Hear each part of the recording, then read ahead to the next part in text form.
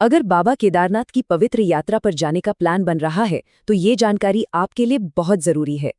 जी हाँ, 2026 से कुछ बड़े बदलाव होने वाले हैं और इस वीडियो में हम आपको वो सब कुछ बताने वाले हैं जो आपको जानना ही चाहिए।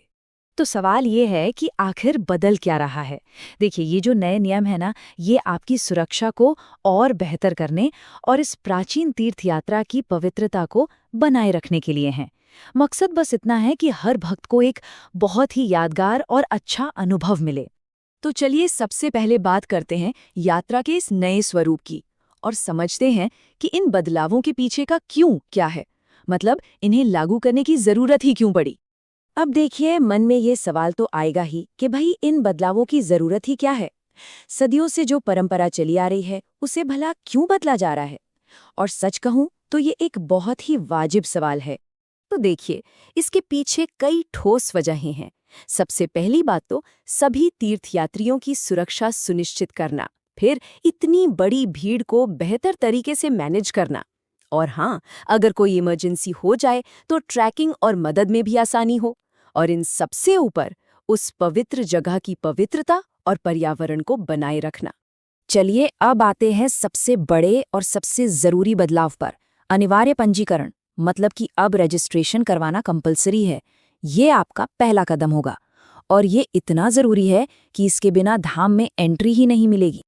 अच्छी खबर ये है कि ऑनलाइन रजिस्ट्रेशन का प्रोसेस काफी आसान बना दिया गया है। आपको बस उत्तराखंड पर्यटन विभाग की ऑफिशियल वेबसाइट पर जाना है, चार धाम यात्रा रजिस्ट्रेशन चुनना है, फिर अपने मोबाइल नंबर और ओटीपी से लॉगिन करना है। इसके बाद अपनी डिटेल्स, यात्रा की तारीख भरनी है और केदारनाथ सिलेक्ट करना है। बस अपनी फोटो और एक आईडी जैसे आधार कार्ड अपलोड करें और सबमिट करते ही आपको अपनी रजिस्ट्रेशन आईडी और ई पास मिल जाएगा। वैसे तो आपके पास दो ऑप्शन हैं, ऑनलाइन और ऑफलाइन।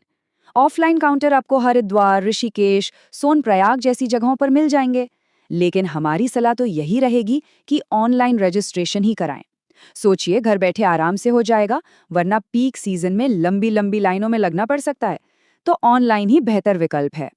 हाँ, और रजिस्ट्रेशन प्रोसेस शुरू करने से पहले कुछ जरूरी डॉक्यूमेंट्स अपने पास जरूर रख लें, जैसे कि आपका आधार कार्ड या कोई और फोटो आईडी, एक चालू मोबाइल नंबर, एक पासपोर्ट साइज फोटो, और हाँ, कुछ मामलों में मेडिकल फिटनेस सर्टिफिकेट की भी जरूरत पड़ सकती है।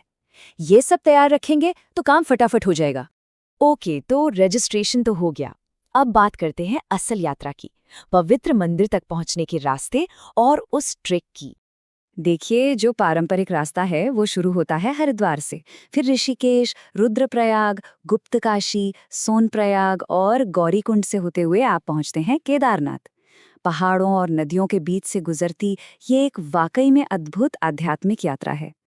और फिर आता है यात्रा का आखिरी पड़ाव, गौरीकुंड से शुरू होने वाला लगभग 16 से 18 किलोमीटर का ट्रैक। देखिए, रास्ता थोड़ा मुश्किल जरूर है, पर यकीन मानिए, जब आप इसे पूरा करते हैं तो जो एहसास होता है वो कमाल का होता है।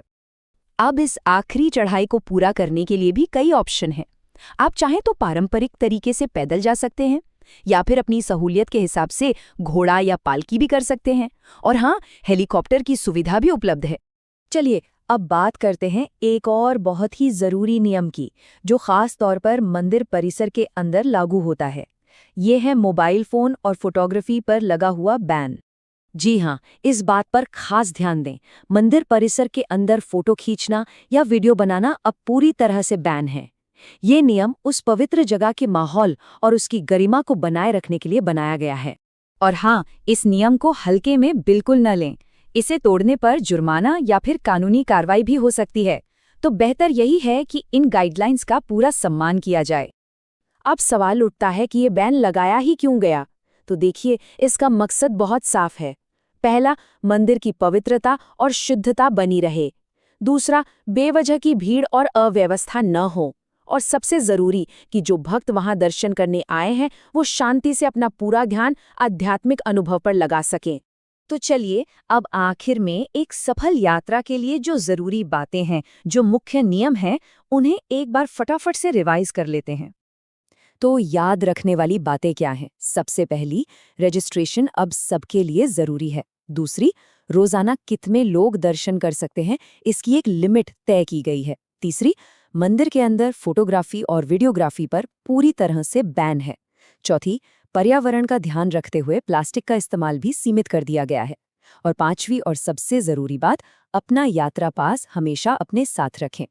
तो आखिर में एक सवाल ये भी उठता है कि क्या इन नए नियमों से तीर्थयात्रा का जो आध्यात्मिक अनुभव है वो और भी गहरा होगा?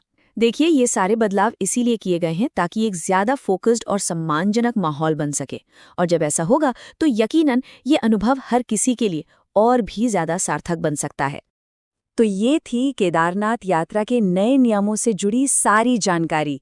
उम्मीद है ये आपके काम आएगी। अगर आप ऐसे ही और भी जानकारी भरे वीडियो देखना चाहते हैं तो हमारे YouTube चैनल को सब्सक्राइब जरूर करें। आपकी यात्रा मंगलमय हो।